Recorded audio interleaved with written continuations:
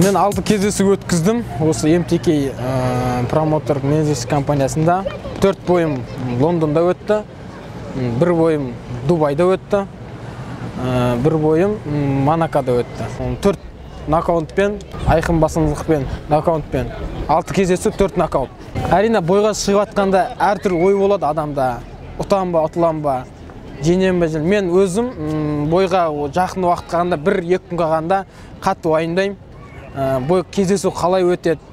Енді әуесқой бокс пен кәсіпқой бокстың екеуінің айырмашылығы екі түрлі. Бұл жақта бокстың ережесі екі түрлі.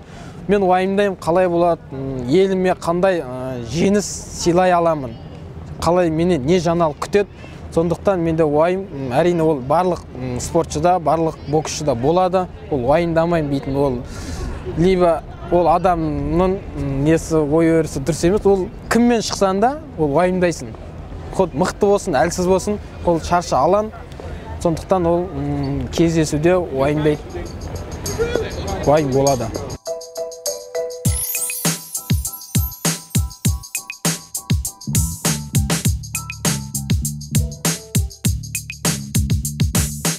Азанда ерте тұрамыз, жаттығу кішкене созылып, таңғы жаттығуға дайындап, таңғы асымызды ішеміз. Сағат 10-да жаттығу басталады, жаттығуға кірісеміз. Таңғы жаттығу әрине әртүрлі болады, жарысқа дайындалып жатқан кезеңге байланысты. Кейде лапыда болса, жарысқа дайындалып жатсақ, 2 сағатқа қарай созылады жаттығу. Жақсы жұмыс істеп, жүгіріп, таңғы жаттығу жүгіріп, жақсылап. Сағат 12-1-лерде қайтып, түскі ас ішеміз, түскі ас ішіп, 2 сағаттай дем алып, кешкі жаттығуға дайындаламыз. Кешкі жаттығу шамамыз 5-6-ларда болады. 5-6-лар жаттығудан келіп, кешкі асты ішіп, кітап оқимыз, қол босағанда. Серуендеп қайтамыз, парктерді. Отбасымызбен сөйлесеміз, звондап. Кешкі сағат 11-10 шамасында ұйықтап, уақытылы ұйықтап, таңғы жаттығуға дайындалып, таңғы жаттығуға дайындалып дем аламыз. Осылай өмір күнделікті уақыт өтіп жатыр. Бос уақытымызда әрине демалыс күндері қалаға шығып, қаланы аралап, серуендеп, кішкене қайтамыз, жеңілдеп, ойды бөліп.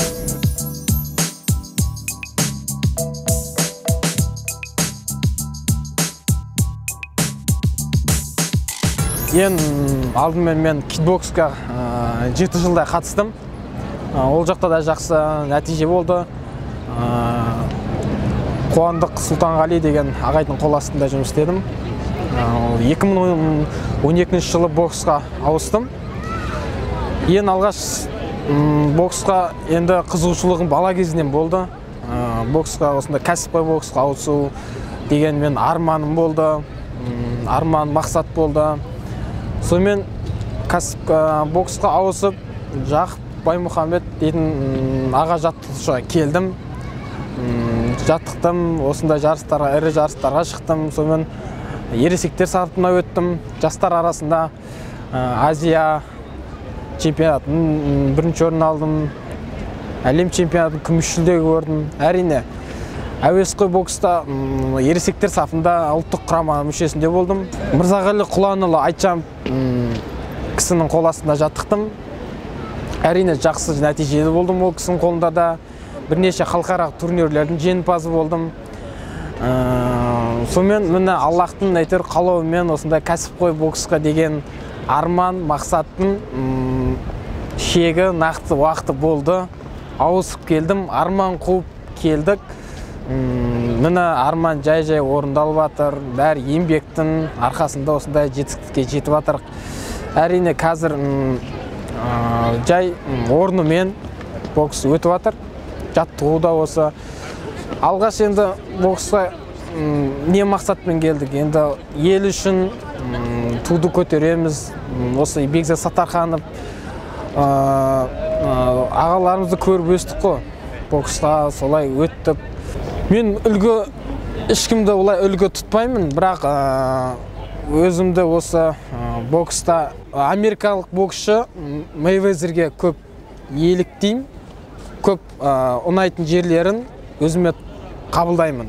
Мен стилін панчер емеспін, нокаутер емес, менікі игровик дейді, ойын, соперникпен техника, аяқта жүріп, бокс деген ол ұрда жық төбелес емес. Бұл жерде өнер көрсету керек. Бокстасқан кезде әртүрлі, жақын қашықтықта, алыс қашықтықта, барлық бағытта өзіңді көрсете білген, сол халыққа, көрерменге ұнайды.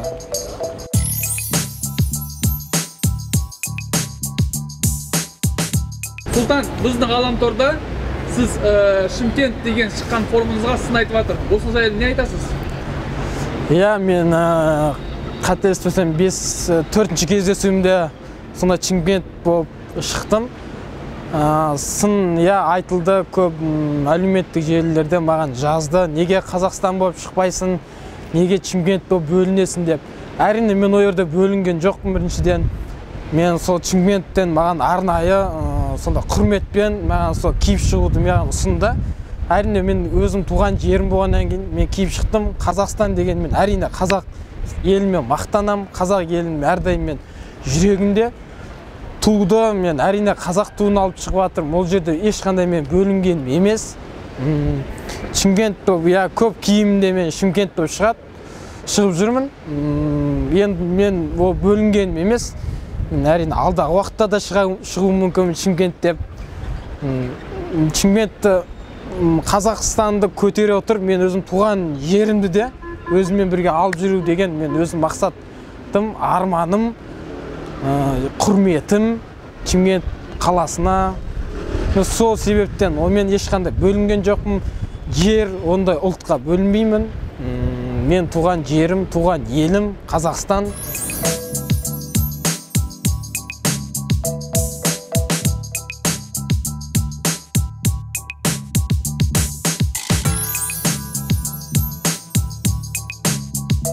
МТК-дің ерекшелігі бұл әрине баламен, адаммен жақсы жұмыс істейді. Барлық жағдай жасайды спортшыларға.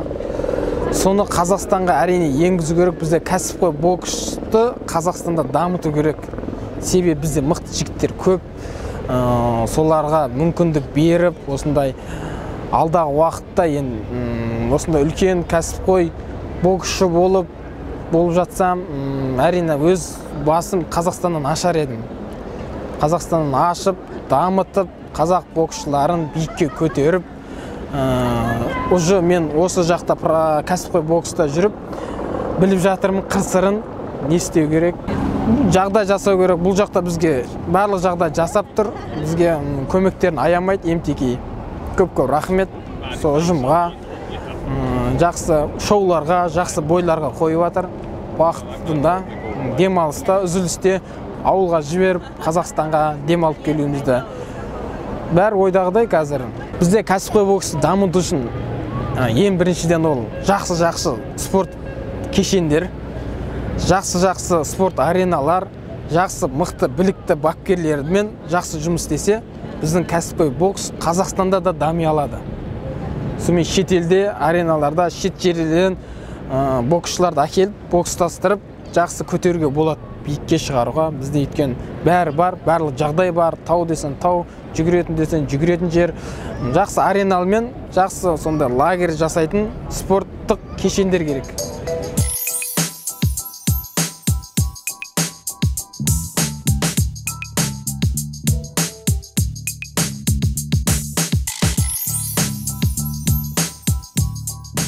Соң қазір жаттығулар жүріп жатыр. Алдағы уақытта 8 раундтық жекпе-жекке қазір дайындықты өзім шыңдап, 8 раундтық жекпе-жекке дайындалып жатырмын. Тренировка қазір сатында өтіп жатыр. Анжел Фернандеспен, бапкермен, өзімен бірге қазақ бауыр Нұртас Әжбенов бар. Сонымен екеуміз дайындық жалғасып жүріп жатыр, ойдағыдай. Күш-жігерді жинап, қазір жекпе-жектен кейін Дубайда жекпе-жектен кейін кішкене дем алып, жаттығуға кірістім. Алдағы уақытта енді жақсы жаңалық күтіңіздер. Жақсы жаңалық болады. қолдау көрсетіңіздер. Қолдауларыңыздың бәрін сеземіз. Осы қайда жүрсек те қазақ елімен біргеміз. Жұмыс жүріп жатыр, жақсы, қарқынды, ойдағыдай. Бәрі бір-бірімізді түсініп, менеджерім де өте жақсы. Паул Гибсон деген жақсы. Ойдағыдай енді қарсыластарды қазір енді жақсы қарсыластар, алдағы уақытта жақсы бойларда жақсы қарсыластармен шығамыз.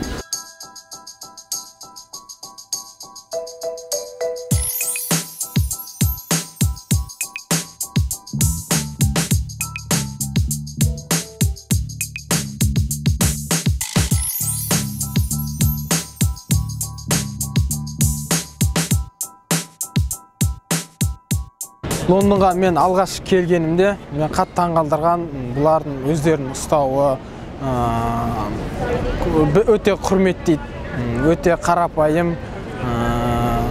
Мен ең бірінші осы келгенімде мынандай жағдай болды, осы көшеде кетіп бара жатып, әрине бүйтіп адам өтіп жатқан кезде иық тіресіп қалдым. Сразу менен үлкен кісі менен әбден кешірім сұрап, кешір деп. Сол өте өздерінің салт дәстүрлерін, өздерінің тарихтарымен мақтанады. Көбінесе көшелері, ғимараттар бәрі ескі, солармен мақтанады. Қарапайым, өте көмектесуге әрдайым мұқтаж болып тұрады. Мысалы, бірдеңе көмек сұрап қалсан, әрине бүйтіп тоқтай сап, саған көмектесуге, түсіндіріп жіберуге, мысалы, жол сұрайсың, автобус жайлы сұрайсың, қалай барады, бәрін қойып түсіндіріп жібереді. Өте ұнады, кешірімді, мейірімді, қалай айтсам, сондай өте мынандай бір адаммен тіл табысу жағынан жақсы екен. Өте маған ұнады, тұрмыс жағдайлары, адаммен сөйлесуі, сол жағынан ерекше екен. Лондонның, Англияның маған қатты өзіме ұнағаны сол адамдармен қарым-қатынас сөйлесуі қатты ұнады. Аллаға шүкір, енді қай жерге барсақ та қазақ бауырларды көреміз. Лондонда да бар, әрине. Келіп бізге қолдау көрсетеді әрдайым. Рахмет. Қайда жүрсек те бізбен көк туымызды көтеріп, біздің жекпе-жектерге қайда болса да келеді. Рахмет. Келіп қолдау көрсетіп, бізге күш беріп, айқайлап, бізге қалға қазақ деп келгеннен, уже біз залға кіргеннен, арена кіргеннен, біз давай қазақ сен үшін келдік. Давай деген уже бізге болды, біз қазақтар келді бізді қолдауға деп бізге кәдімгідей күш береді. Біз кәдімгідей дайындаламыз, бізге кепті қазақтар. Қазақтар бар екен мына да, бауырлар бар екен деп сондай бізде бір қуаныш болады да. Біз уже дайындалып кетеміз. Қасымыздағы біздің бапкерлерде де қазақтар бар ма екен деп, біздің қазақты бауырлар келді біздің жекпе-жекке деп, біз кәдімгідей қуанып қаламыз. Туысқанымыздай болып кетіп, қонаққа шақырады үйлеріне, қонаққа барамыз, сөйлесеміз, араласып, уже шет жақта жүрсек іздейді екенбіз қазақтар. Көбінесе қазақтар бар ма? Қазақтар болса танысып, қаяқтан боласың, қайырдан боласың деп, уже бөтен елде болғаннан как бауырын сияқты араласып кетеді екенсің.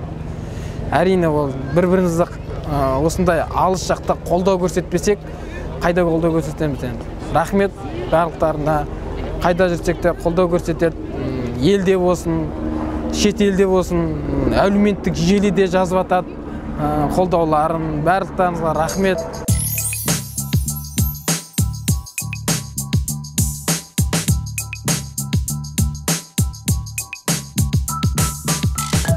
Әке-шешеме алғысым, бауырларыма алғысым шексіз.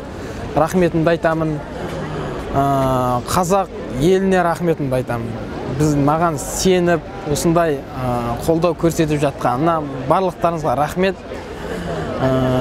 Бұнымен ешқандай тоқтап қалмадым. Әлі жеңістің бәрі әлі алда. Сіздермен біргеміз, қолдау көрсетіңіздер, дұғада болыңыздар. Әрине бәрі Аллахтың қалауымен осындай жетістікке жетіп жатқандарымыз. Жақсы жаңалықтар күтіңіздер. Сонда енді еліме, отаныма рахметімді айтамын. Қазақ еліне көп-көп рахмет. Мен қазақтымды ешқашан ұмытқан емеспін. Елім мен жүрегімде, менімен бірге. Елім үшін Қазақстанның көк туын биікке көтеруге мен сөз беремін. Сіздермен мен біргемін.